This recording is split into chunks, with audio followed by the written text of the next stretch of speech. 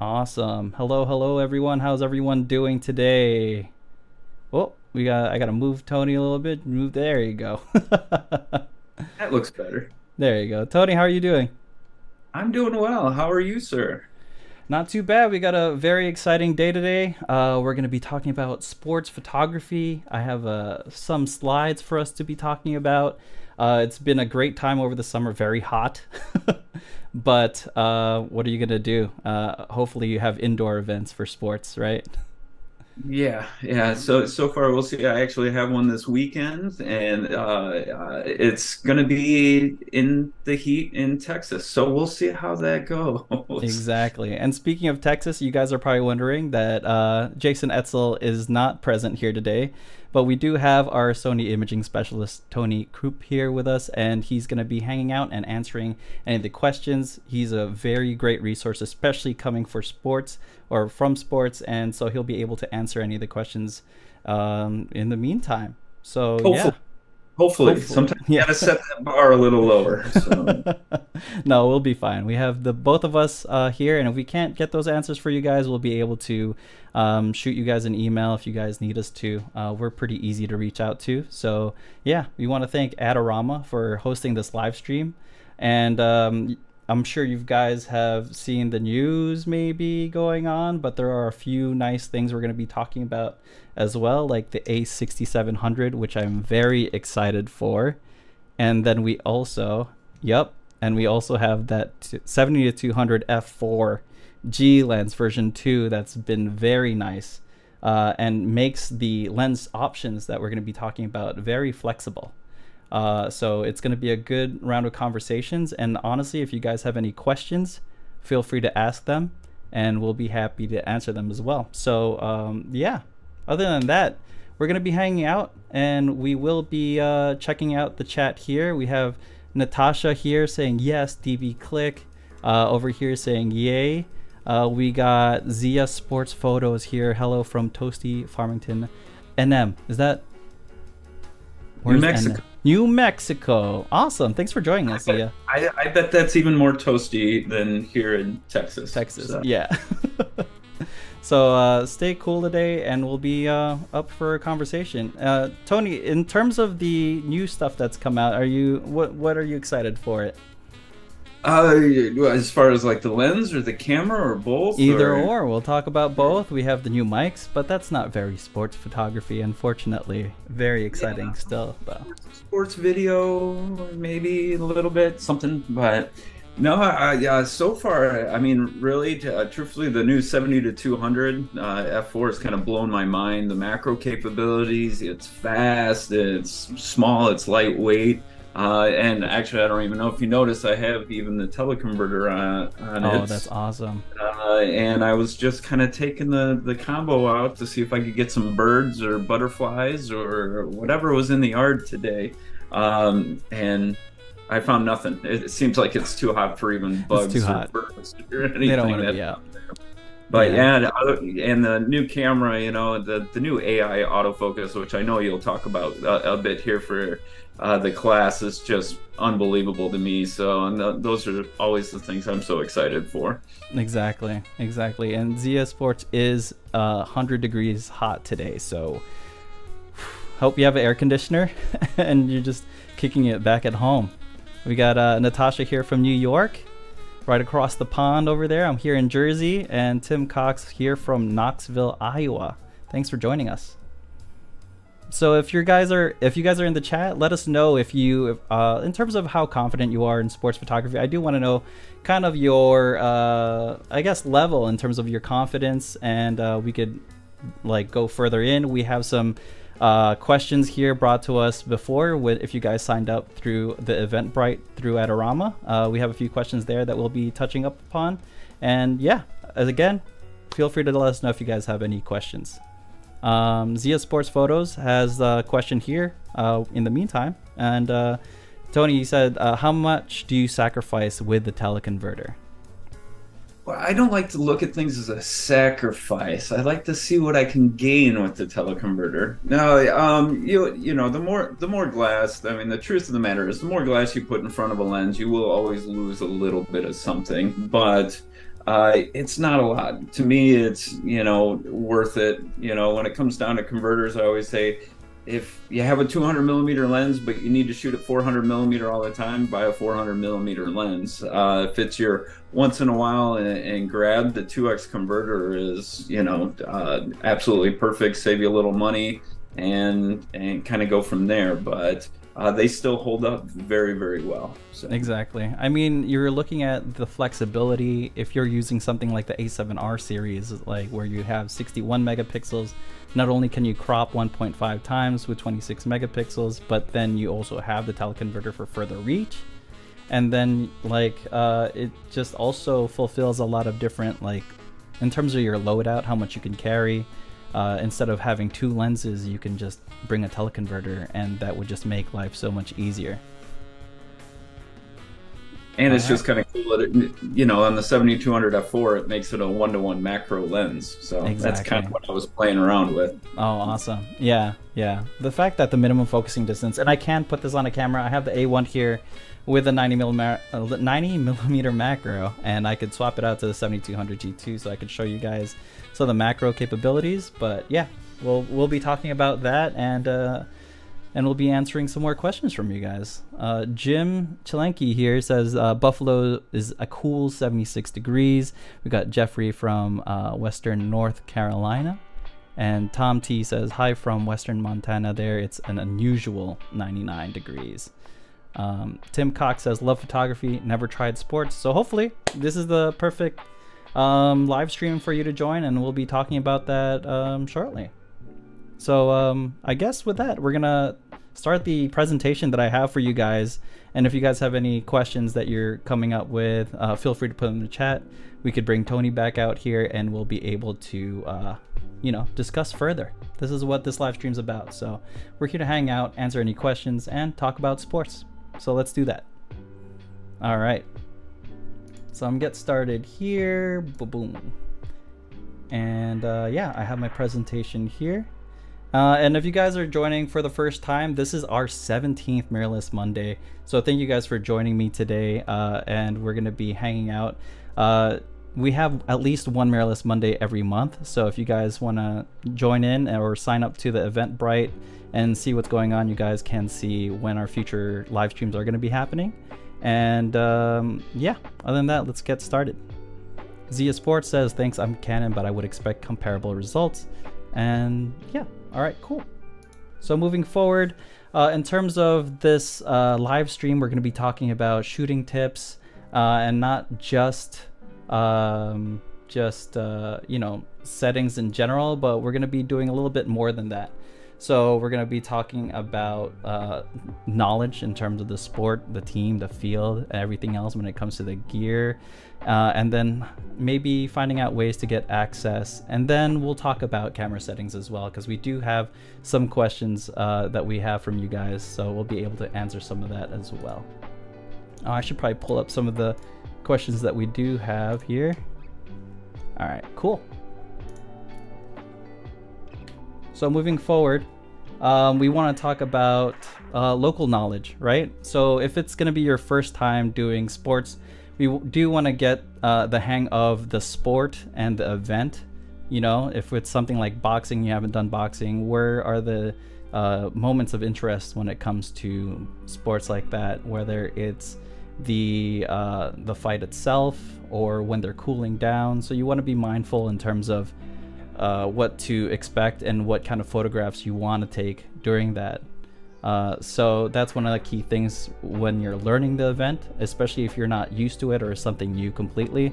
Like lacrosse, that's something if I wanted to get into, I would need to learn how that sport works, when it's important, and do a lot more research when it comes down to it, because I have no background in it. Luckily, I play tennis, so if there's events and something like that, that's within my realm.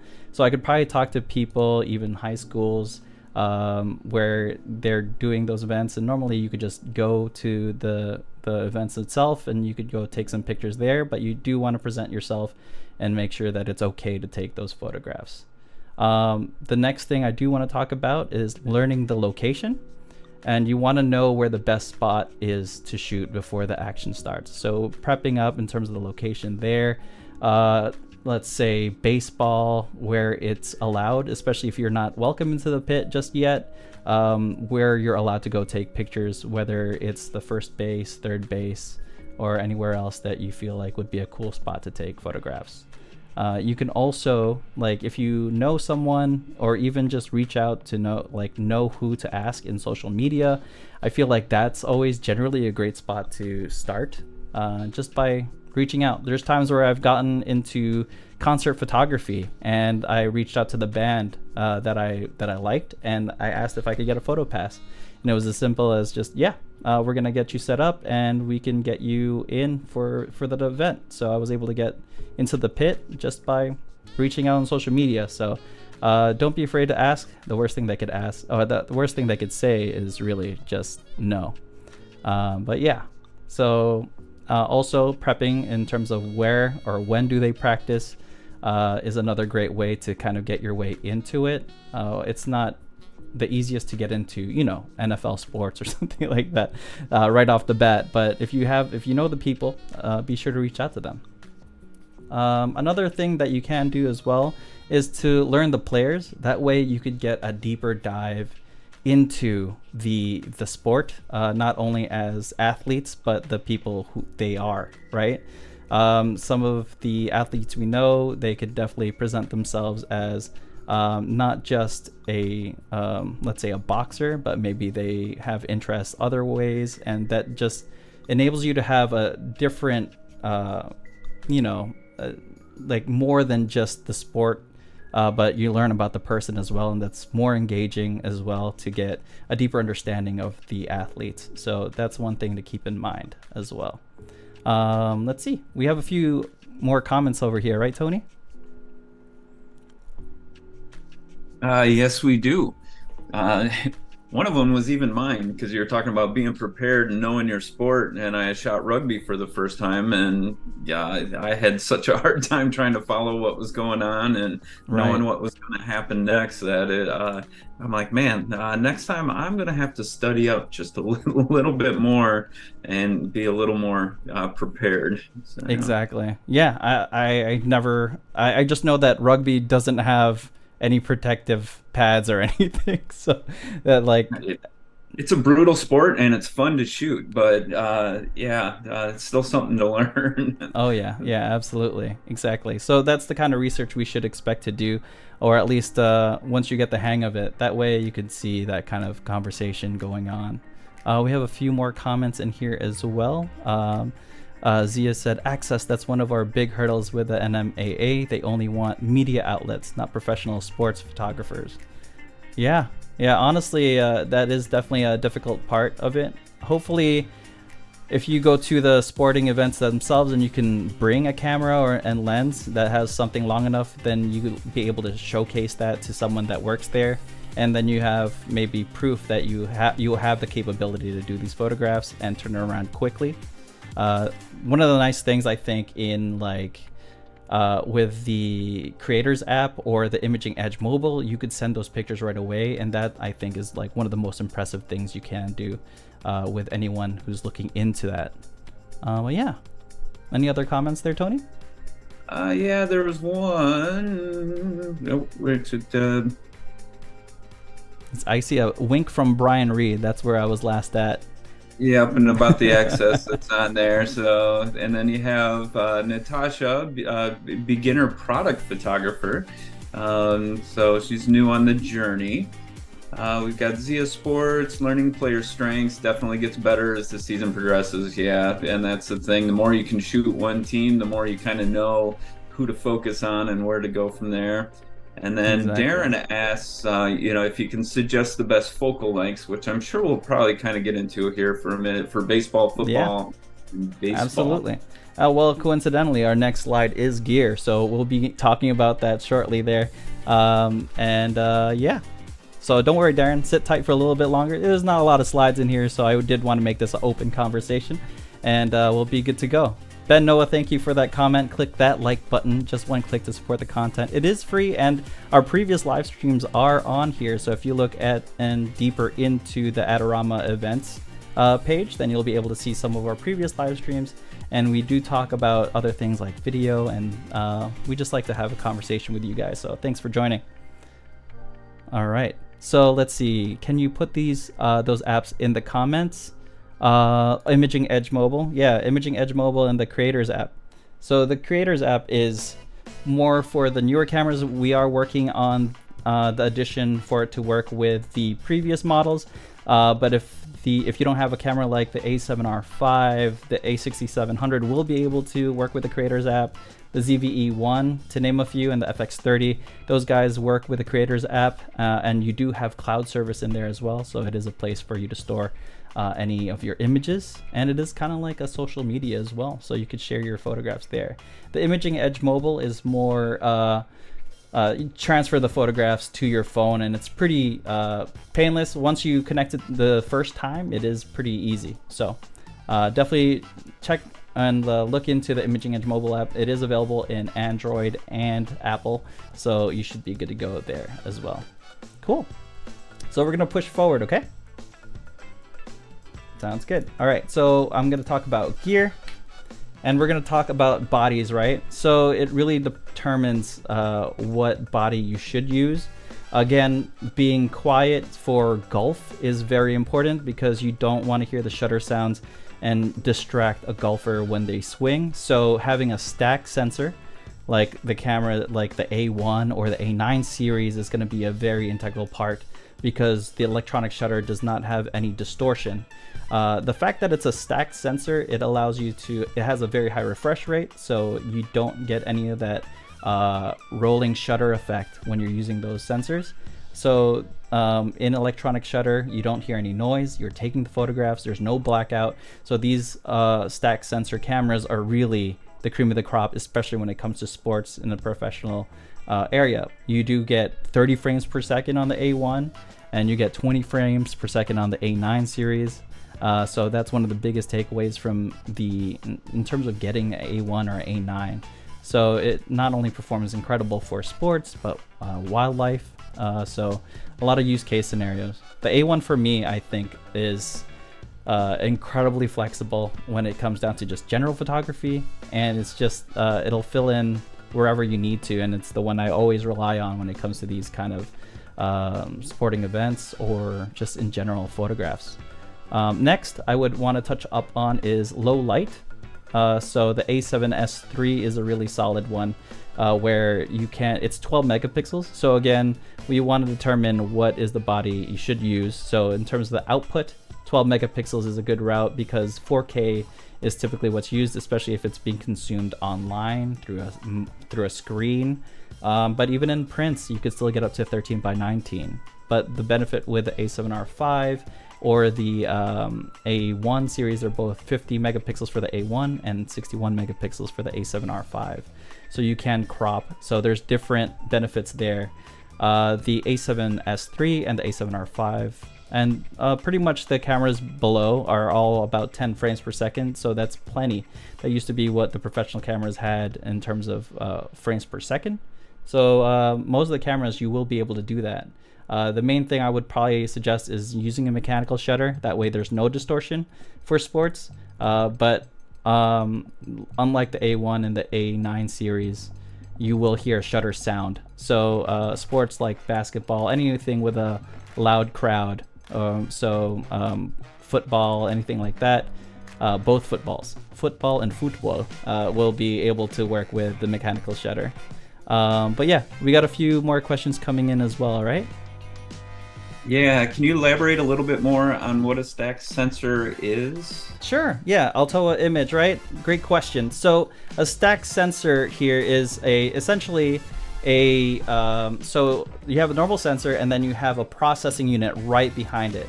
So the A1 can do 120 calculations per second, and it has a very fast refresh rate. So if there's any distortion happening, normally when you use electronic shutter, it'll have this curve to it, especially if it's like a golf swing. But because the stack sensor has such a high refresh rate and it's sampling from the image so quickly, you will not have any distortion going on there.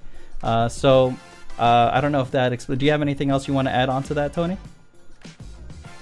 No, not really. That explains it well enough. Yeah, I'll also say that's kind of where a lot of the cost of those cameras can be noticed. It jumps up a little bit, but exactly. it's a little more technology and well worth it for sure, especially for sports.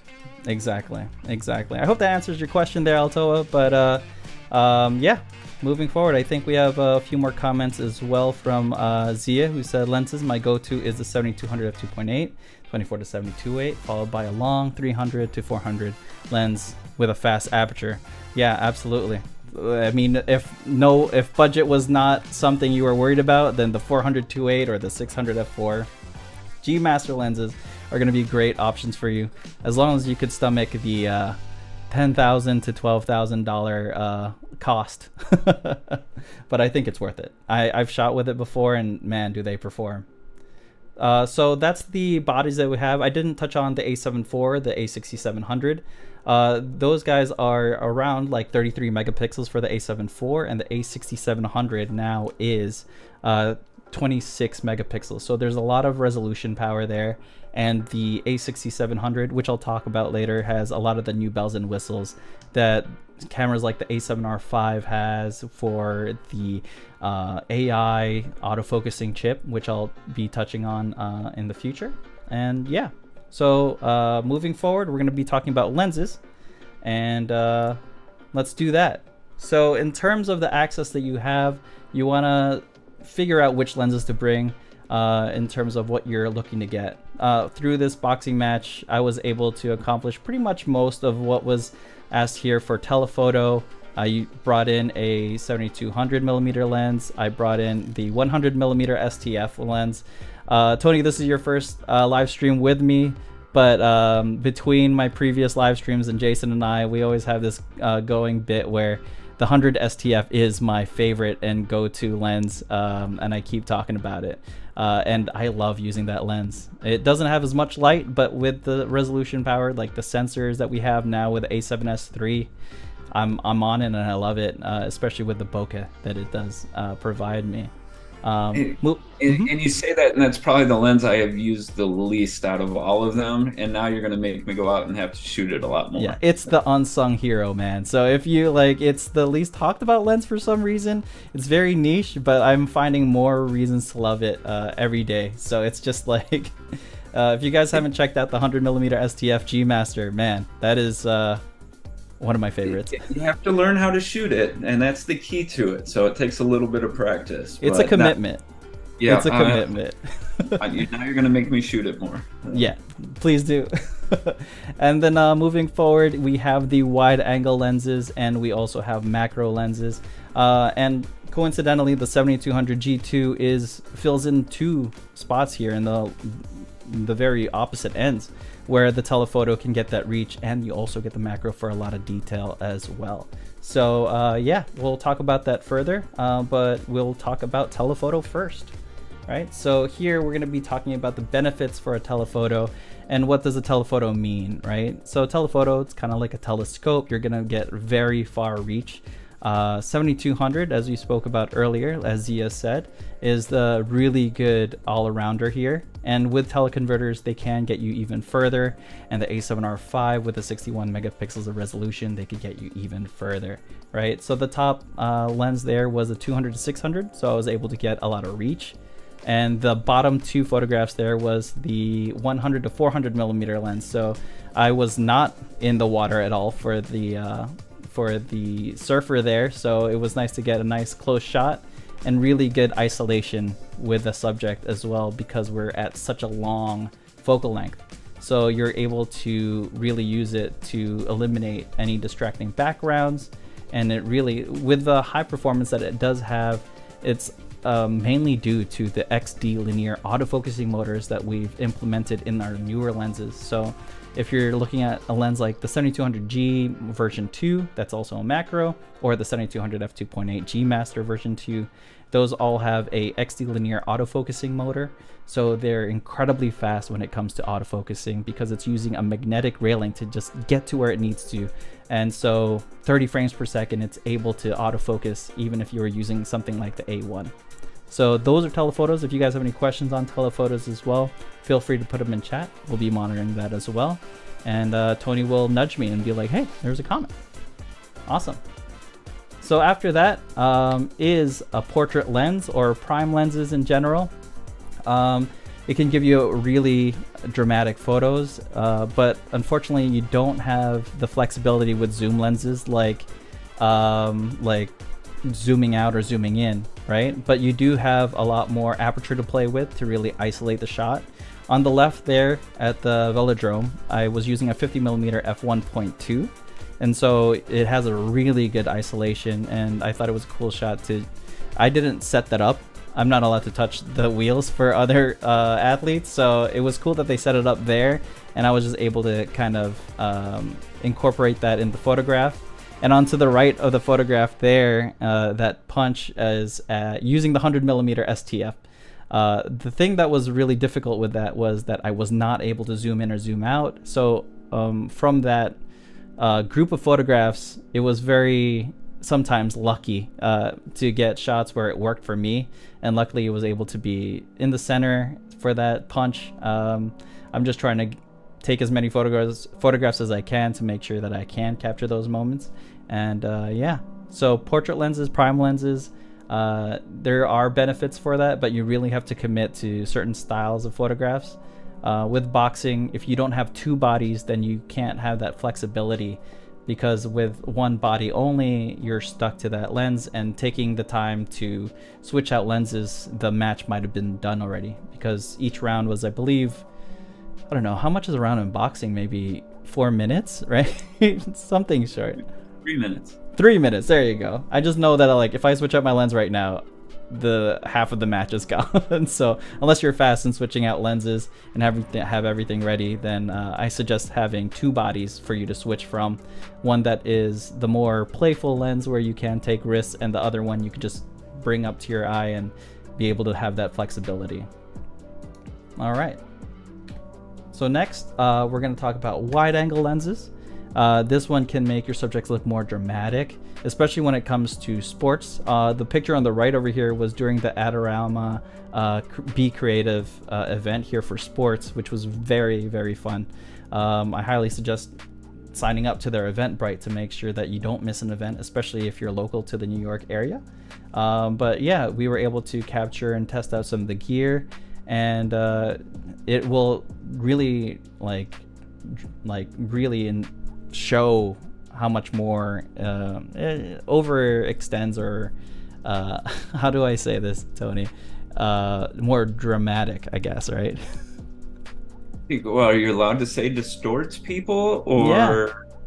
Yeah, exactly. We'll just call it a different look. We'll just put it that way. Yeah, exactly. So like especially if they're jumping, it makes a jump look higher. It makes the like the basketball rim look more further away, and the jumps look more dramatic. And then also if you're trying to get more establishing shots of the location of the field, of the stadium, you're able to do that with a wide angle lens. So it really brings home in terms of where you are in the photograph, at least if you're showing it as a set. So yeah, and again, you could also distort the environment with a wider angle lens like the 16-35 or the 12-24mm lenses especially. Those guys have a more very distorted look, but if you use it right, it really will really show the length or maybe the punch. Most of the times you should probably set that up. Using a wide angle lens in the boxing ring, I was able to get my hand under and past the ropes, but there was a risk where I had to pull my hand back further fast enough to make sure that they don't step on the lens or I ruin the fight. So just be mindful of that if you are in the ring at all. But yeah, let's see. I had a question here from Zia who said, I apologize if I missed it, but what sports do you shoot primarily? I'd really like to shoot some MMA. So for me, sports, it comes around and it really depends, right? My cousin races in the Poconos for fun, so he'll be in the track, so I get some cool car shots there. And sometimes it's just being invited, but I primarily shoot a little bit of everything, really. Recently was boxing. I have a friend who does Muay Thai, so I'll be trying to get my way into getting some more Muay Thai shots. But fighting and like tennis probably is one of my other favorites to get shots of. But yeah, thank you for your question. All right, so moving forward is macro. So macro shots, the 100 STF is in here, but we can now include the 7200 f4G version 2 as well now. So that's able to get a lot of detail shots. So you can get a very variety of like different types of photographs using those 4 different types of lenses. You're getting a lot of detail, right? The tire shot here, luckily I was wearing very bright shoes, so it actually just makes the wheel look like it's the brakes are very hot, but I was just wearing very bright shoes and it made it look cool. So I was like, oh, I noticed the reflection. I was able to get that kind of shot. And the hard hit promo really shows the promotion or the event, so it highlights them, especially with a cool background that kind of tells more of a story of what it is, right? So macro shots can really bring out the detail and things that aren't really looked at when people are watching events. Sometimes you could get closer access, so you're able to get these details, and it's refreshing and a very different view when it comes down to it. So in terms of lenses, those are some other aspects to really consider. And if you guys have any questions, let us know. I think we had a few questions here. We had a question that was submitted by Walt here. It says, is any specific characteristics for the lens? I hope that answered the question for you there, Walt, where we talked about all the different types. Let's see. Yeah. We had a comment here from Altoa who said, can you still shoot far with a macro? Tony, you want to answer that one? Yeah, you can. So just because it's a macro lens doesn't mean that you can't, focus from far away or in any of the different ranges. I mean, really, a macro lens can be pretty versatile. It makes a great portrait lens. It does everything that you kind of described, right, even on the sports side. So yeah, it just gives you a little more versatility and getting that much closer. So, yeah, exactly. And it helps, like the 90 millimeter macro is also extremely sharp and just a great all-around lens too. It remains to be one of the sharpest lenses, and it's like, it should have been a G Master lens, but I don't think we recognize G Master yet. and that's what I'm curious about, because I know it was the sharpest Sony lens for quite a while, but now with technology moving forward, I'd be interested to see some of the comparisons. Yeah, exactly. I mean, 90 macro, even 100 macro, you just have to commit to that lens really, because even the picture here, that was with 100 STF, and it's kind of a macro in terms of minimum focusing distance. So it is fairly flexible. You just really have to commit. The drawbacks really is that you can't zoom in or zoom out. The 90 macro is f2.8. and the 100 STF has a transmission amount of T5.6. So you really need a lot of light to be able to use the 100 STF, but the bokeh on it is like, whew, it's beautiful. But now we have the 7200 f4 macro as well. So we do have a lot of flexibility, so you can get that reach and get a lot of close detail. And I could probably, let me put on the 7200 macro on the A1 here, because I can set it up. But yeah, is there any other comments over there, Tony?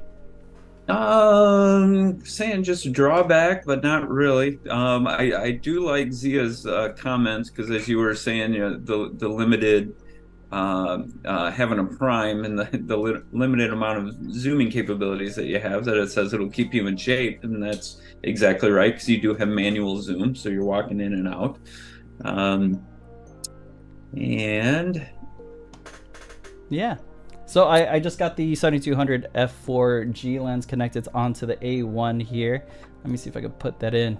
I got a little terrarium, little Pikachu here, I think would be a good example. But in terms of, I could zoom in and still get a lot of detail, and as a macro lens, it's pretty sweet. And if I zoom out all the way, you could probably see how dirty messy my desk is. But Yeah, don't go too far. We know Yeah, yeah, better. yeah. Oh, but here, yeah. In terms of resolving power, I could probably let me pull it out so I could get even closer and see how. I'm gonna switch to manual and see what our minimum focusing distance is here. Yep. So I'm gonna get fairly close, and that's probably zoomed in. That's as close as I can get, which is pretty awesome. And I'm not even zoomed in all the way. Yeah, and that's one of the cool parts about that lens is most lenses that are in the zoom range with the macro capability, it's usually only macro at one of the focal lengths. And this particular lens, it's macro at from 70 millimeter all the way to the 200 millimeter. Right. Let me switch back here. Make sure I don't drop the camera from its tripod. But yeah, the 7200 f4 I'm very excited for, just because it's so flexible. I mean, it covers up like two different aspects of this, from zoom lenses, so you have that flexibility, and the macro as well. So I'm very excited for that. All right, cool. All right,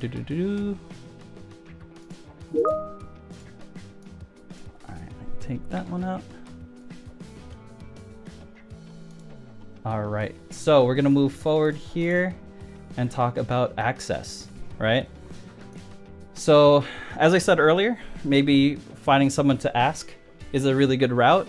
If you know anyone, it would be pretty beneficial for you to maybe reach out to them. You know, it depends if you have that kind of that kind of relationship. Even if you have friends who have kids who play sports, that would be a good way to get started as well. It's just to be like, hey, I want to try out my sports photography. Do you want photographs of your kids? And I'm pretty sure they would be extremely excited for that. So that's always a good way to, if you're looking to ask someone. Getting a press pass, that's something you would have to ask for, but hopefully you have the I think it's always useful to have a website where you can refer them to see kind of examples and what they can expect. And if you tell them, like, I can give you a fast turnaround, those things would sweeten the pot, especially if you were looking to do that. And giving pictures using the Imaging Edge Mobile, or I would like send the pictures to myself on Imaging Edge Mobile, and then I would upload it in Google Photos, and then they can look through in a nice user interface. At least when I first started, that was a great way for me to give pictures to the team, and then you'll also create this relationship with them, right? And if you can, just go to the location before, if you do get a event, make sure you scope out the location first and ask the proper questions in terms of attire. For the velodrome, for the bicyclists, we have to make sure we have a yellow kind of like jockey, the jockey jackets, you know, the like a vest, yellow vest, to make sure that they know that we're going to be in the area. So make sure you get the proper things that you need. And getting practice in when they're at practice is a good way to make sure you know the shutter speeds or the settings that you have, and dial in your settings to make sure that you have everything ready to go. And make sure you show up early, right? If you go in there late, then maybe whoever's getting you into the location is busy doing other things, and now he has to help you out too. They're just going to resent you for that. So if you show up early and you show up on time and you bring in the Cliff Bar in case you do get a little bit hungry, I think it would be more beneficial. It'd be very professional of you to do so. So it would be harnessing a very good relationship with whoever you're being organized with to give you that access. And like as I said earlier, just make sure you look like you belong, wearing the proper appropriate gear, and wearing a vest if you need to. That way someone doesn't ask you where things are and you have no answers to. So at least that'll kind of get them off your back and just be like, I have a camera. I'm just here to take photographs. Sorry. But yeah, in terms of access, do you have anything to add to that, Tony? No, actually, I was just trying to think, well, maybe yes. One thing, be nice. Just get along with everybody, and it's amazing, you know, even if they tell you no at that particular time, just be nice and forward and say, okay, what can we do? What could I possibly do in the future to be able to do this or that? And yeah, don't get angry about it. Just be very friendly. It goes a long ways. It goes a long way. Yeah, absolutely. Let's see. There was a Zia Sports also said, for me, it's been easier to get in with youth sports. And they love having me show up, and it helps keep new clients coming in as older athletes move on. Exactly. And good advice there. Yeah, not every parent who is watching their children play the sports is going to have a professional camera, so that's already an advantage. And hopefully it could develop a relationship where you can sell photographs to the whole team and their families, and that could get you some money in as it develops. Let's see. Altoa says, sports photography requires large volume of frames. Any particular software or techniques you use to quickly cull photos? Tony, what do you use? Oh, you passed that on to me? I'm not good at that. Anything that has to do with the computer, I try to stay away from much. But I mean, I typically use Lightroom, which is not the fastest by any means. I know most of the pros use Yes, thank you. Yeah. Use Capture One, just because it's the fastest, easiest to be able to call and select and grab what you want. Like Capture 123, Capture One version 23, it has this, I guess AI. It's such a buzzword now, but it does recognize similar photographs, and so it groups them, and you don't have to choose 3 by accident. When I'm using Lightroom and I'm looking at the picture, sometimes I'll have 8 to pick from that I have already selected, but it actually groups all the photographs that are similar, and then you could just pick one, and then you can move on to the next group of photographs. So Capture 123, version 2.3 is really solid when it comes down to it. And yes, Zia said, a smile goes a long way. Couldn't be more right. All right. So moving forward here, let's see. So now we're getting into camera settings, right? So in terms of camera settings, if you're very new to this, to photography or photographing sports, it never hurts to be safe and just go into the scene mode, and you could go into sports. So you'll see like a fast running man like posing, and that's your sports mode. What that does is it actually handles most of the settings for you. Normally it'll go to a minimum of 1/500th of a second, which is very fast, fast-ish, right? For stopping motion. And then it'll also have autofocus continuous, where it will react to and follow the subject. So that would be good, especially if they're moving around. And all you need to do is frame and shoot. So I would say you have a pretty good chance in getting a shot in, especially if you just started. But we do want to get out and go into a more manual or even aperture shutter. So we're going to be talking a little bit about that. Your exposure triangle, knowing what shutter speed, aperture, and ISO does with the camera and the lens is something to keep in mind of. But I do want to focus on the autofocusing capabilities. And Zia uses Photo Mechanic. Yes, I've seen a lot of professionals use that one as well. It's a very solid program, especially culling. So first, out of the box, your camera, if you are getting a recent one, most of the cameras nowadays are set for AFA, which means autofocus auto. Autofocus single is mostly for single subject, static subjects, right? If they're staying still, what happens is once you half pressing the shutter and it activates the autofocusing, if they move or you move, then that autofocusing spot where initially locked in is just going to stay in that area. So if you move forward, then it'll be out of focus. So I highly suggest, especially if you're getting a camera from like the A60-100, the A7 III and above, if you go to autofocus continuous, I think you'll be very happy with what it does, and I'm 90% there at autofocus continuous. Other times I'll be in manual just to make sure I want to make things right in focus. But once you turn on autofocus continuous, you are now at you would find it very beneficial to understand your autofocusing areas, right? So once you get the hang of knowing what wide, zone, center, and flexible spots are, wide means that it'll focus on whatever's closest, and if you have face recognition, then it'll prioritize the face and eye, even if it's for animals as well, depending on your camera brand or camera line. Like the A7 III has animal as well as human, I believe. I know the A7 IV definitely has animal and human and aviary, but it really depends on your camera. If you have it prioritized, as long as they're in the frame that you see here, 90% plus, it'll get their eye in focus for sure. Zone, you're controlling more of a finer tune. It's not as much as wide, but it's a little bit smaller. And center will only focus on the center and nothing else. So as long as you frame it in the center like a crosshair, it will be able to get that subject in focus, which is a safe bet, especially if you have a high resolution camera like the A7R5 that has 61 megapixels, so you could crop later, right? Next is flexible spot, and this is where you can utilize a joystick to move it around the area. So if you know they're coming, let's say the velodrome bicyclist racing, right? You know they're coming from right to left.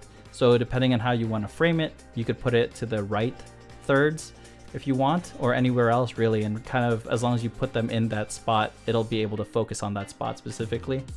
And you could choose between like large, small, medium, and I could show you that as well here. And Tony, I'm gonna bring you in here just in case, but I could show you guys that setting here as well. So I'm in manual focus right now, and I have the different areas. So wide will just focus on whatever's closest, and you can see that there it's focusing on the bushes. Zone, we're seeing that it's a larger area, but a little bit smaller than wide, and we can move it around with the joystick. Center, it'll only go to whatever's in the center. So if I focus on that, you'll see now that Pikachu is out of focus, but as long as it's in the center, it will be in focus. And then we have flexible spot, and here you see that we could go left and right. You see the orange arrow there. We could choose small, medium, or large squares. So if you want to really fine tune it, we can have it there. Oh, that's why it's having a hard spot right there. It's having a little difficulty because it's so small. And then so large would probably be safer to make sure that it has a general grounds for like autofocusing.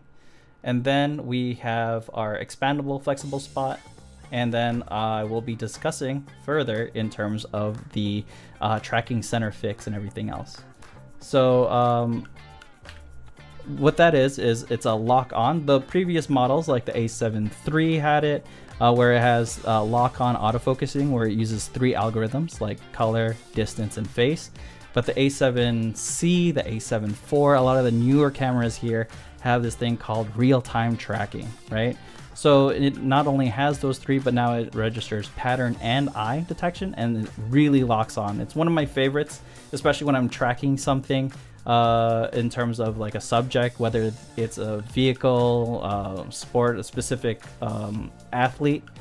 That's how I would probably try to get that in focus. And I'll normally just use, here, let me show you here real quick.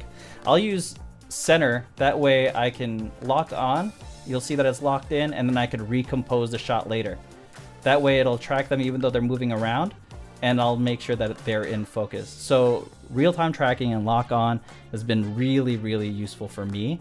I like using center because I choose what I want to focus on, whereas if I use wide, it's whatever's closest and it'll track that subject. So if it's not something that I could recognize, it's maybe a little spotty. But technology has gone even further than this now, right? So with cameras like the A7R5, the ZVE1, and including the 6700, they have this thing called the real-time tracking. Oh, I'm getting ahead of myself because the real-time tracking is over here. So you can choose the focusing area. I already demoed it, so I'm just gonna breeze through here. And you can also touch as well for tracking. But cameras like the A7R5, the ZVE1, the A6700 have this thing called the AI imaging technology. So it has its own chip in terms of recognizing subjects, and not only are the 5 patterns still available, but now it also recognizes a human torso. So it's able to detect that. If I was wearing a helmet, it would be able to pick me up because it sees my arms and legs. So anyone wearing a helmet, if you're doing motorcycle sports, if you're doing football where they're wearing helmets, something like that, it would be able to recognize their torso, their limbs, and say, hey, this is a human. So there's a lot of shots I wouldn't have missed if I just set it on wide and set it on for face and eye detect. And it would know that there's a human there, not just because the patterns aren't there, it's able to recognize that there is a human there. So that's been one of the biggest benefits of the A7R5, the A6700, and ZVE1, especially for a lot of different use case scenarios. All right. Oh, I can reduce the, yeah, let me know if the music's too loud too. I'll reduce it right now and let me know if that's good for you guys. All right, cool. So moving forward, some camera settings that you should want to consider as well is if you're going on manual, you have full control of your shutter, aperture settings, and even your ISO, right? If you're not comfortable or know which camera settings that you would feel comfortable with, then this is where practice really comes handy here, because if you know that you want to stop time, then you see the lighting that's given to you, especially for ambient lighting, you have no control of that, then yeah, you know what settings to dial into. But if you're fine-tuning everything very slowly and the boxing match only runs for 3 minutes around, then you might have missed a shot. So if you do get your settings in and dialed in with manual, that's why going to practice is to know what to expect. But even then, if you're outdoors at night, then maybe it's foggy, maybe one of the lights went out in the overhead sports for that event, then lighting will change. So definitely be able to adapt into the different lighting situations, right? So I suggest maybe 1/500th of a second, probably, or definitely higher if you wanted to stop human motion. Again, if light is limited, then you just have to raise your ISO and be really dependent on what your needs are. I think we had a question here that was submitted to us here from Leslie, who said, as a sports photographer, do you use a manual or AV mode with 1-point or eye detection? So that was a great question, Leslie. I hope you're watching. If not, it's going to be showing to you later. So if you're seeing this, I heard you. And so I typically am in manual mode, and there is some benefits there as well. So I'm pretty tuned to what shutter speeds I do need to stop time or maybe drag the settings. So that's definitely a benefit if you can get into that. But if you have a priority like shutter priority or aperture priority, depending on if you want a more shallow depth of field, then the camera can decide that for you, and it's more so that you don't have to worry about it and you could get on with taking photographs. So that's definitely a suggestion. And then, as I said previously, autofocusing points, real-time tracking if you have it, and if you have the AI technology, that's even better, just because it's able to keep up with like recognizing subjects. Yeah. So yeah, in terms of aperture, it's very shallow and you want to make sure you get it in focus, f5.6 to f11 will definitely help. But nowadays, honestly, I shoot wide open for a lot of the situations, especially with how well the autofocusing is. But if you feel like you're missing shots, maybe choose a higher f-stop to get more things in focus, especially for groups. And then set in the high side. You probably will want to dial in your ISO for the higher side here. So definitely something to consider, and definitely a topic that I do want to talk about as well. Let's see here. The next topic that I did want to feel about the auto ISO, since ZS Sports just kind of mentioned that he shoots in manual, and picking essentially his aperture and shutter speed settings and let the camera do the auto ISO. How do you feel about that? Oh, I'm totally here for it. If there's less things that I need to worry about, just like the AI technology where I don't have to dial in like specific autofocusing points, that saved so much time when I was doing weddings and events, and now for sports even more so. And when it comes down to shooting manual, you have the shutter speed, so you can know how much time you want to stop, and then you have the aperture where you can choose the kind of shallow depth of field, how much you want to isolate the subject. And if you let the ISO choose, then you don't have to worry about it, right? And the AI technology also helps in that as well, where it registers and figures out a better lighting situation in terms of getting a decent amount of light. A tip that I would probably want to show, and I'm going to bring you in here, Tony, as well, is that if you do set the ISO on auto, and I'm in manual right now, you could actually choose your minimum and maximum ISO. So if you don't feel comfortable at 8,000 ISO, you could bring it down and it'll only choose and not go past where it needs to, right? So if I get the shutter speeds that I want, now I'm it's locked in at 4000 ISO and won't go any higher because I set it for that, right?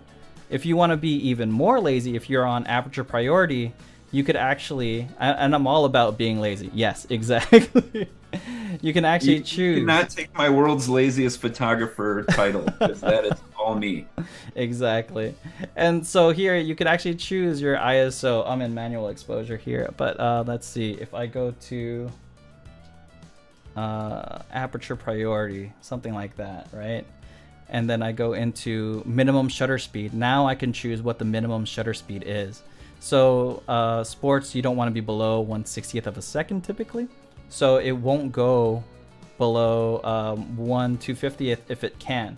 I limited it to 1/4000. But if I go and give it enough light, it's going to hang out at 1/250th. It's going to try its best to stay at 1/250th. But if there's not enough light, then it's just going to have to sacrifice and go to a slower shutter speed, just because it's trying to meet your demands, right?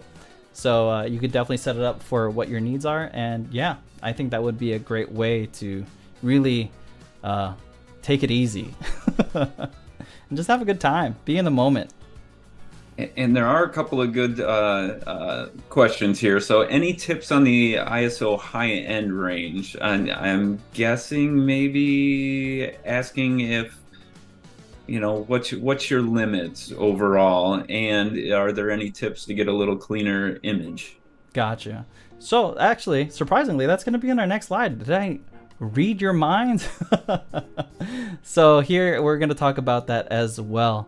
So in terms of ISO, it's very dependent on you as an individual, because grain noise is what you're satisfied with, right? For me, I'll accept as much noise typically. I mean, before it starts turning into a painting, right? So as long as I could get the detail that I want, it's very dependent on each individual camera as well, right? So that's why I love the A7S III. I can't crop at all. I need to frame it in like the shot first, but I can expand all the way up to 12,800 ISO. So you really need to be comfortable with yourself to raise the ISO. But I will pose this in terms of the ISO noise, right? Because if you go too high, you are going to get noise, but if you go too low, you're going to get blur. So if you're not getting any shots sharp, right? If you see this picture here, my shutter speed was like 1/80th of a second, so nothing was in focus. The motion blur was too slow for what they were doing, and I was able to get ISO 100. I know people that live by ISO 100 for portraits in a studio that's controlled, totally understand. But when it comes to sports, we don't have that kind of flexibility, so we'll need to just jump into 12,800. With that, I was able to go to 1/2500th of a second at f5.6. So I was able to get more things in focus and stop time. So I was able to get that shot. I would say if you're happy, or it's always dependent on where it's going. If you're printing it and it's going to be a large print, and you have people in an exhibition that go this close to the print and go, this shot was blurry, or this is very noisy. It's like, it depends on your artistic intent as well, right? So it's very dependent on you as a photographer in terms of what's acceptable for noise. I'll go to 12,800. I've shot photographs in 50,000 ISO and with the A7S III. I wouldn't do that with the A7 IV or the A7R5, but with the A7S III, I'm allowed. I feel comfortable doing that with 50,000 ISO, as long as it means that I could get the photograph in, right? So if it means that I'm gonna get a sharp shot with something clear, totally fine. Back in the film days, we were using ASA or ISO 3200, and it was a very grainy, noisy photograph, but that's the photographs they used in newspapers, right? So if it's good enough for it to be shared on social media in terms of what you find is important, or if it's clear enough for you to print as large as you need for your exhibition, it really comes down to your artistic intent. So it's a very hard question to answer, just because everybody's different. A lot of people wouldn't consider going to the ISOs that I would go to, but ultimately it's going to, most of the time, social media, computers, or even 13 by 19 prints. If you've seen me in person, I might have had a print at 51,200 ISO, and it worked well for social media, but if you went this close to it, then it was just not going to be a clean photograph. But yeah, that's going to be one of the things to consider, and I hope that answers your question. Let's see. I was saying Zia Sports brought up a good point too. So I mean, that you can get noise at ISO 100 if you underexpose. So, and usually when I go to the higher ISOs, then I try to overexpose a little bit. Not too much, because once you blow out your highlights, those are completely gone. Not recoverable. Yeah. I try to keep it on the higher side when I'm dealing with high ISO, because they just tend to clean up a little easier in post and whatnot when I am trying to reduce that noise.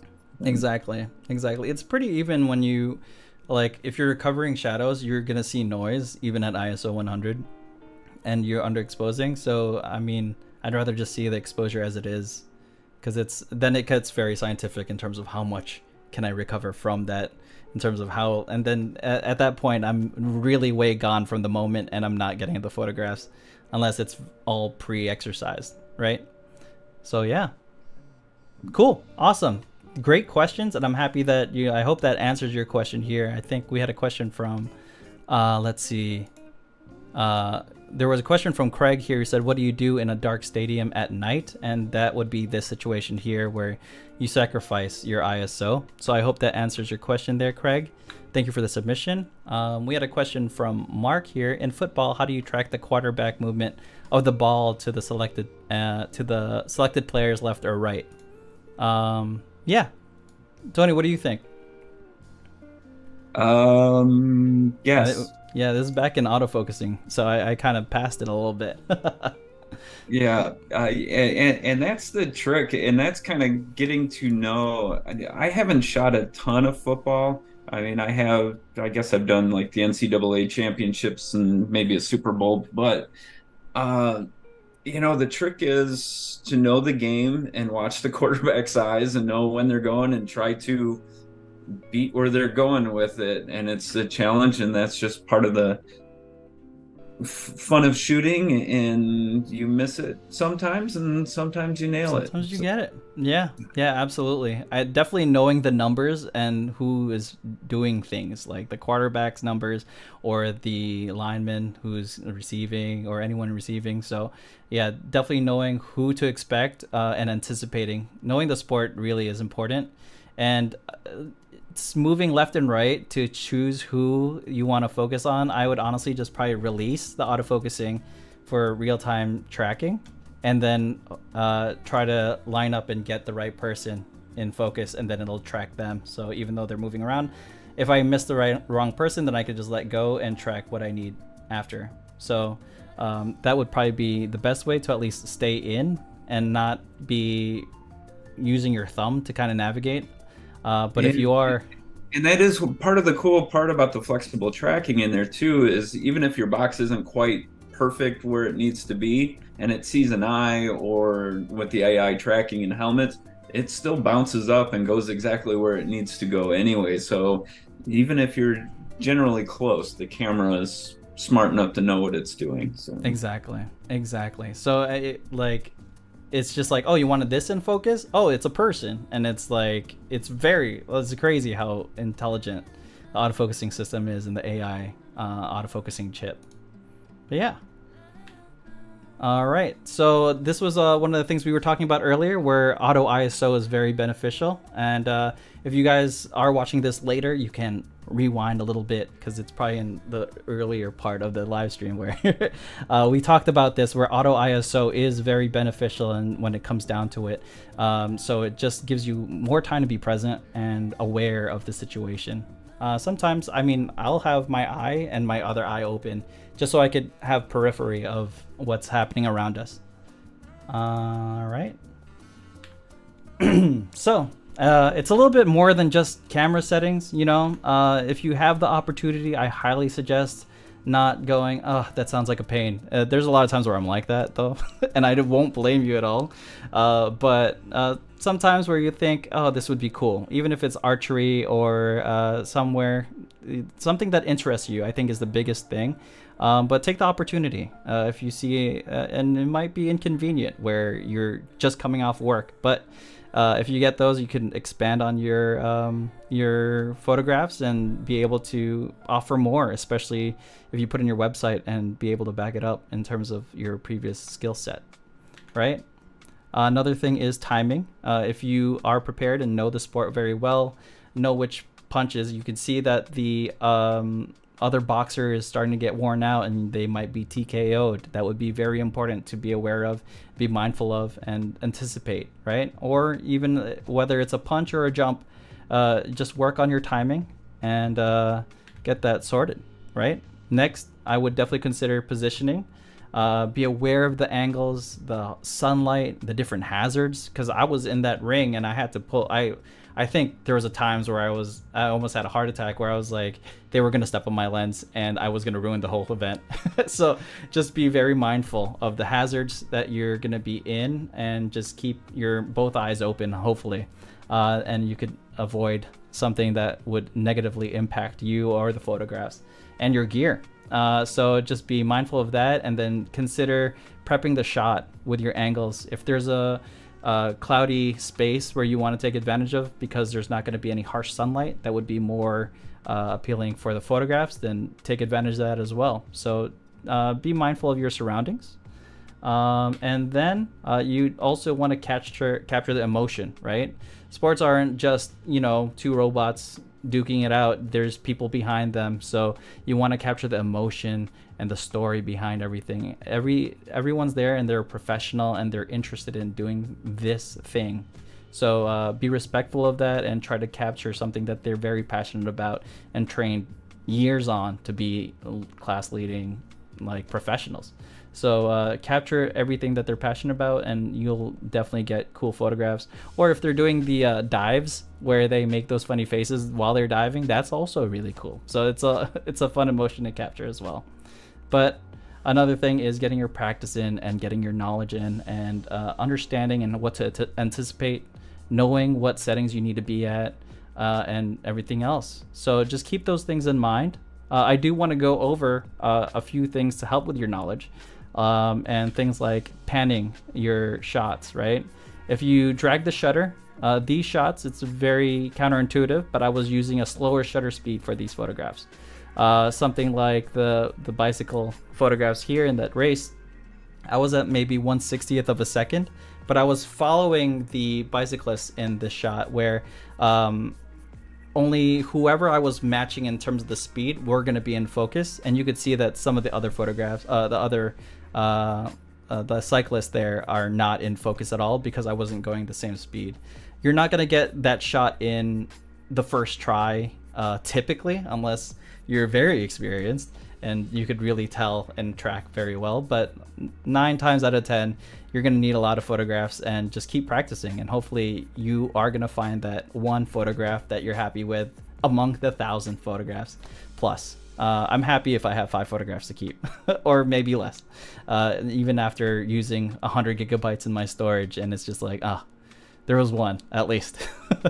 And the same thing for sports. I was dragging the shutter for that as well, for the car here, that BMW, and so that one I was following, and luckily I had the headlights in focus there while I was tracking, and there's also an additional car in the background, so it made for a good composition, so I was happy with that one. But panning the shutter, go into a slow shutter speed if you have the time and give that a shot.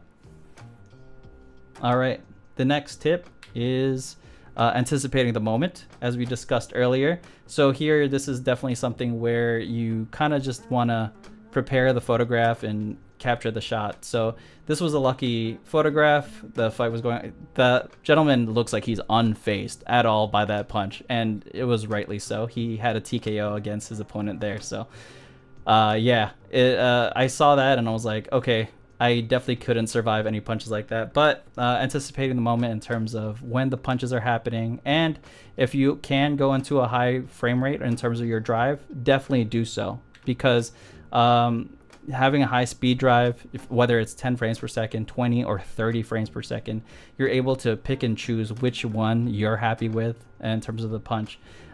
With boxing, I tried to when they started punching each other, or when I saw that they were taking a break and then I knew that they were moving in closer to start punching, then I would start photographing that whole moment and kept my shutter down, right? So there's two situations. If at the end of the boxing like matches, I was running out of space, so I had to like use single shooting, right? So knowing and timing is really important. When you anticipate the punch at the end where they connect, then that would also get you the shot, because back in the day we were able to do that with film. So don't think that you need high speed drive where you can get that, but it is nice to have, so you can pick and choose, but you also need the hard drive space. Because I think I had two 160 gigabyte CF Express Type A cards, and they were both really filling up real fast. So just be mindful in terms of hard drive space, and maybe save some money not needing to have so much hard drive space to anticipate. So high speed drive, yes, if you have enough hard drive space. No, if you anticipate the moment, then you could get by with that and hopefully get some happy shots. But if you're doing it professionally and need to provide photographs for whoever, I would probably suggest the high speed drive. Cool. Next, I do want to talk about filling the frame. One of the advantages of the A7R5 is it does have 61 megapixels. So if you do need a crop, you still have so much more megapixels to work with, so you can crop pretty easily, right? The A7S III 12 megapixels is essentially 4K, 10K technically. 10.2 megapixels is 4K for a 4K monitor. So 12 megapixels is pretty much the limit in terms of what you could crop. I probably wouldn't crop more than maybe 10% to kind of frame it properly. But with the A7R5 at 61 megapixels, we could crop even further, tighter. I could have cropped even further for this shot if I really wanted to focus on an individual pilot. But you can crop, and that's one of the best advantages for A7R5. Just be sure that you frame them all in there and kind of prepare your crop method there as well. But yeah, moving forward, getting a chance to use the A1 for this boxing match, you do have anti-distortion going on, and with a stack sensor, it's incredibly fast with a fast refresh rate, right? But there's some things we have to keep in mind of when we're using the A1. When you're using electronic shutter, you are still able to get banding. The banding isn't as bad. With the photograph like this one, I was at 1/3200th of a second. 3200? 1/3200th of a second is probably the safer way to say it. Here, and you can see that there's banding in the top corner here. I don't know if you guys can see that, but you see some lines there, right? What happens in this situation is that the stage lights were refreshing at a certain speed, and so that pulsing thing is captured with a fast shutter speed. Even with the A1 that has anti-flicker, not everything is able to be captured like perfectly. If I was shooting in a non-stack sensor, if I was anywhere above 1/200th of a second, I would have seen banding. So the fact that the A1 showed a little bit of that, and when I reduced the shutter speed to 1/2000th of a second, it was gone. That was perfect, because I was definitely able to stop and capture the moment. So yeah, just be mindful of that. Even with the A1, that you might need to reduce the shutter if you start noticing those lines. But electronic shutter, that's one of the things that you just have to deal with, right? But the A1 has 30 frames per second at 50 megapixels, so weigh out your benefits and everything else there. Yeah, other than that, that's pretty much it. If you guys have questions, comments, Tony, welcome back. Hey, yeah, and there are a couple of good questions coming up here. Zio Sports asked the autofocus modes and this other brand for the QB scenario want the autofocus mode to ignore things that suddenly appear in the frame. Does Sony have something similar? So I don't know if that's something you can kind of show on your A1 there. Yeah. So you could choose the lock on. Let me see if I could find it here on the menu. But you could choose how tenacious it is in autofocusing, and we could find that here in the autofocusing mode here, and then we could choose tracking sensitivity, right? So here I'm set on standard, but 1 is locked on, meaning it'll take a while for it to decide that I want to find something new to focus on. and 5 would be really responsive and always try to find something new. Like I'm finding something new, something new, something new. So the AF tracking sensitivity is going to be an important thing here. And honestly, if you're using anything with the AI technology, it's also just as smart, where it doesn't really need to use tracking sensitivity. It's able to lock on that specific person, and even though some things pass it, it's able to lock onto that subject as well, just because it's so much smarter. And here, if you see in the bottom over here, if you hit the trash can, you see that question mark.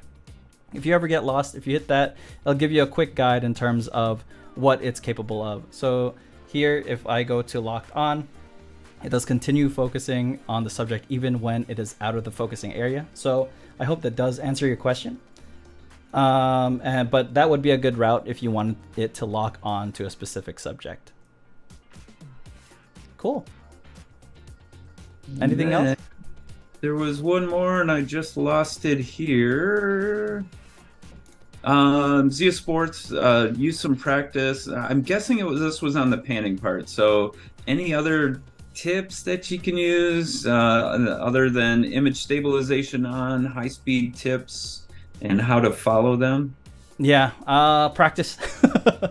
I think that's it, really. Yeah, and I was trying to think of something to add on there. And I will say having cameras with, the blackout free helps because I do, when I'm trying to follow and pan with it, it's like I try to keep the subject in the same spot on my, in my frame, and be able to, and that's kind of my consciousness going, okay, keep it there, and as steady as I possibly can be.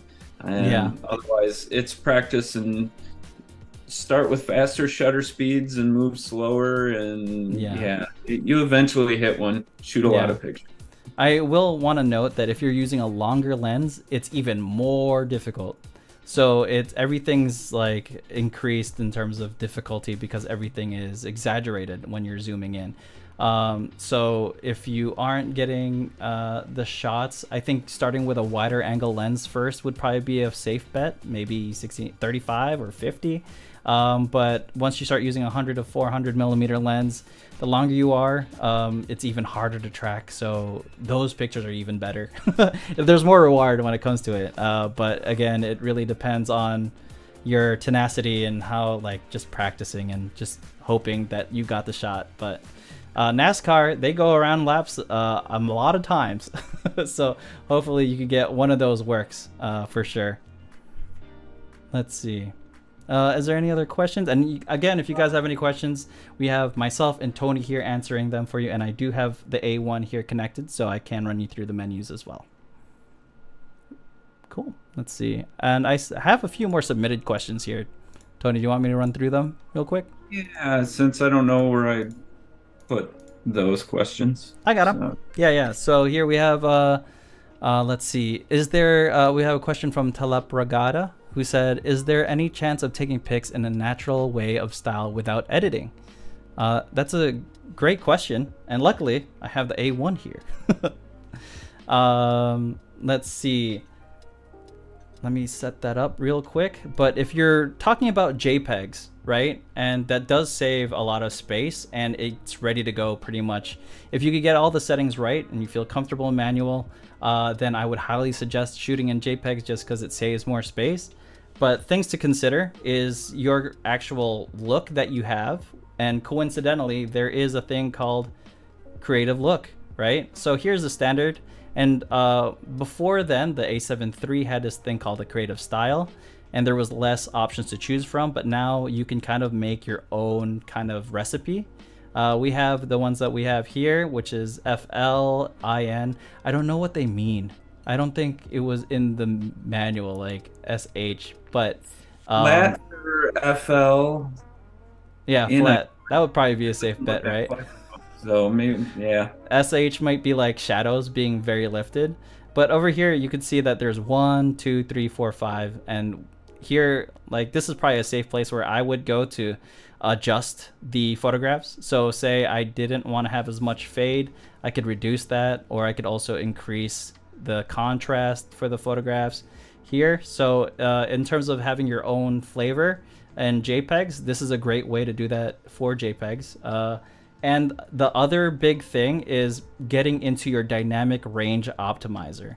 So dynamic range optimizer essentially is your it's pushing up the shadows and pulling down the highlights within the JPEG image itself. When you're using JPEG plus RAW, it's not going to affect the RAW images at all because all it's doing is bring those details up for you.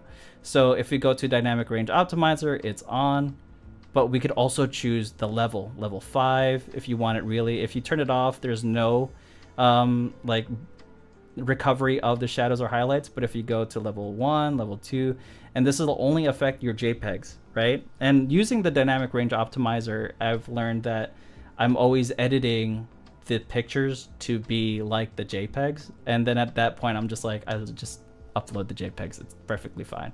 So if you do get that down, it does reduce time, especially if your turnaround is incredibly fast. I know news agencies or like Getty's, they need to have those pictures right away. So this would be incredibly beneficial to get a handle on. And if you don't see it when you hit function, I have it set up here, but you can customize it in your camera, in your function. So if you go to the toolbox and customize it, we can just set up the function menu to have dynamic range optimizer in it, right? So that's where I placed mine. You could put it in a custom button here as well in your camera if you want to set it up to be something more reactive. But the dynamic range optimizer and the creative look would probably be the best answer for that. And just shoot JPEGs. But yeah, practice. For sure. And that is just because I get the question all the time, what is the DRO that's on my screen? That's what that option is. Dynamic range optimizer. Yep. So all it is just playing with the JPEGs to meet your style. Yeah. So that was a great question from Talapragada. Let's see. I'm missing a few more. Let's see. Here, Tony, how about this? You answer any tips to getting prime spots for shooting? I think we answered that a little bit earlier in the stream too. Yeah, and get there early. That's really about it. A friend of mine who shot a lot of Olympics and things like that, he was one that would always say, I got there 4 hours before the event. And you think about it, you're like, 4 hours, that's way too early. But he was able to walk around, find the exact spot that he wants to be, and be able to visualize some of his more advanced shots or the type of shot that he wants. So get there early and find that spot. Yeah, exactly. Yeah, it's definitely a good way to go about it too, just because not only does it make you look more professional, but you are also prepping a lot of the things already, and it could also make everything more streamlined. I've done like one wedding I did, we only had 15 minutes in between for portraits for the couple, and I was like, cool, we're just gonna get pulled over this one place at your house, take a bunch of pictures, get these different angles, and we were able to just go after that and go towards the wedding. It was a lot of heart attack, you know, just like, I gotta get these shots, hopefully they're happy with it. But I was able to see the area beforehand, and I was able to know kind of generally what the shots are, what kind of lenses I need, and kind of in the back of my head prepare in terms of what your needs are. So getting in early, definitely a good option. We had a comment too in terms of the JPEGs, where Zias says that he always shoots in RAW, but sometimes the in-camera noise reduction does better than editing software. Yep. So under low light, I'll do both RAW and JPEG. Yeah, exactly. And honestly, sometimes the JPEGs, that's the one you could send to clients quickly, and at least to let them know what to expect. But yeah, you can get some great shots during warm-up that you can't get during the game. Exactly. Let's see.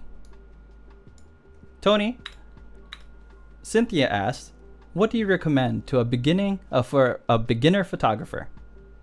Don't start. You'll spend all your money. It's horrible. Just 600mm lens. You know, my biggest advice is say cameras these days are smart, usually smarter than me. Learn the technology, like all the little tips and tricks we kind of talked about throughout this class, and you know, pick your battles. You know, the camera, pick your shutter speed. That's kind of your most important for sports, and let the camera do the rest of the work for you. You set up your auto ISO, and then the rest you learn, analyze your pictures, and like, oh, this worked, this didn't work, play around, try this shutter speed, Yeah. and that's how you learn. That's the best part about digital. So when I shot film way back when, I wasn't nearly as good of a photographer because I didn't see that immediate end result. So yeah. Exactly. Yeah, absolutely. Learning manual and everything else, yes, it's very beneficial. But we all started the same place, not knowing what exposure triangles are and autofocusing modes. It took me a really long time to pick up the benefits of autofocusing continuous. Like, I was like, oh no, that's why all my pictures were out of focus. But yeah, it takes time, and if there is a way to get there faster, and then kind of try to research how you got those shots, if they were, some of them were flukes, then hopefully you could just get there quickly on your own, right? Just keep noting the shutter speeds, aperture shutter, and the aperture lenses and all that stuff, and have that in the back of your pocket and be like, I was successful getting the shot with this setting, so might be safe. But yeah, great question. Zia Sports says, once you invest in a glass, you're kind of stuck, especially if you don't have a large budget. Get quality glass. Absolutely. I mean, the 7200 f4 macro G2 lens. What's the running price on that? I'm blanking out. I think it's 17 or 16. 17.99. 17.99. There you go. So, or is it 16.99? Let me check Adorama's website. Right about there at adorama.com. It's actually, yeah, if you scroll down, this should be on the thing here. Let me see real quick. But for a fantastic lens at a great price that's very versatile, it's definitely going to be one of my favorites. Yeah, absolutely. Let's see. This, like, it's going to be so incredibly flexible that I'm very excited for sure. Let me see. Yeah, so let me just pull this up. G2 SEL 7200.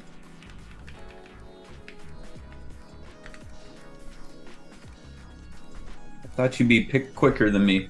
I know, I have a pretty fast typing speed, but you know what? Sometimes I'm not the the best at looking at. $16.98 is the price for it. Here, let me pull it up here for you guys. Sorry, I was trying to overcharge you. But honestly, in terms of flexibility, it's incredible what it's capable of. And yeah, very excited for this lens, just because we were talking about its flexibility, being a zoom lens and a macro lens. So if you guys do get a chance to check that out for pre-order, or if you're looking for a great budget camera that has a lot of the new features, like the A6700 right now has the AI technology, 11 frames per second at 26 megapixels. I think that would be a really great one for sports and well worth the budget. So if you do get a chance, hit that, check out the pre-orders there for the new gear. The A6700 comes out and ships out in August 3rd, so really fast turnaround. And personally, I like putting the 20mm f2.8 here because it's very compact and portable. So it not only is a great camera, but a great portable one as well because of the APS-C. But yeah, Tony, thank you so much for joining us. I really appreciate you coming in at the last hour, right, at the 11th hour. So thanks for joining us, and thank you again for helping me out here during the live stream. Hey, thanks for asking me. I always like doing this stuff. So yeah, and everyone, thank you guys for joining us on the live stream, asking your comments, and expanding our minds in terms of photography. We love knowing more in terms of what your needs are and understanding. And I do want to thank Adorama for the live stream as well, for hosting and being able to, have a platform for us to chat. So if you guys have any questions, keep an eye out for the Eventbrite, and be sure to, if you need to pre-order anything like the 7200 f4G lens, G2, or the 6700, and even the new mic that we have, the ECM 1M as well. It's a pretty sweet microphone. But yeah, be sure to pre-order, or I'll see you guys on the next one. Tony, thank you so much. Hey, thank you. And everyone else, I'll see you guys on the next live stream. All right, take care, everyone. Bye.